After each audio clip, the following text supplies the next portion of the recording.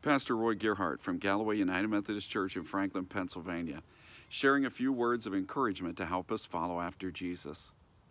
This week we're looking at the life of Abraham. In Genesis 12, God called him to go on a journey with him. Said, I want you to leave your home, your family, your friends, everything you're familiar with, and I want you to just go with me.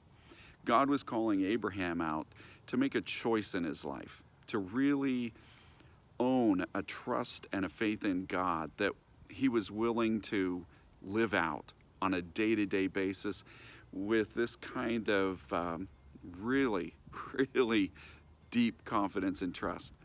And this is something that we marvel at. When we look at this, you may even think to yourself, I don't know. I don't know how to even relate to this. Wondering how in the world Abram had such a strong faith and conviction that he was willing to absolutely trust God and just go out in this mysterious journey. But it reminded me of the fact that all of us have kind of turning point moments that occur in our life. If every person of faith has some kind of transformative experience in their lives. For many, we've called those a Damascus Road experience, pointing to the Apostle Paul, who had this encounter with Jesus on the road to Damascus. And it was a turning point in the apostle's life where he turned around completely from being a persecutor of the people that followed Jesus to becoming one of the most dedicated followers of Jesus himself. And for many people, they've had that kind of, meet God and everything changes moment. For some, that came at a church service where there was an altar call, an invitation to come to the front of the church, to kneel at the altar, and to give your life to Christ. And there are many, many people over the years who have had experiences like that. Kind of that moment of encounter. Most of those people, though, that wasn't the very first time they ever heard of God or the very first time that they had had some kind of interaction with the Lord. And in fact, for many people, there were a lot of steps that brought them to that moment when God reached them, touched their heart in a way that, just like Abram, they were willing to make a really dramatic commitment of their lives to Christ. That they came to an awakening of their heart and mind in a way that they trusted Jesus. They found a great depth of need for him in their lives and responded. For other people, it may be a bit different story. Like my daughters both grew up in a Christian home. And for some of you, that's been your story. You never really went in any other direction.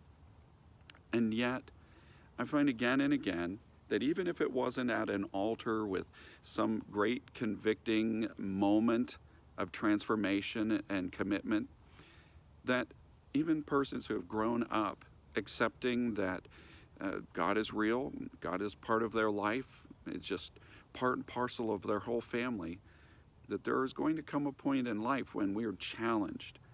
And this is where we can relate to Abram in a very meaningful way in our own personal journey.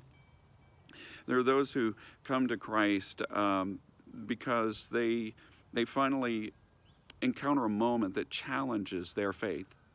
Something that they may have grown up with and accepted as almost a matter of fact.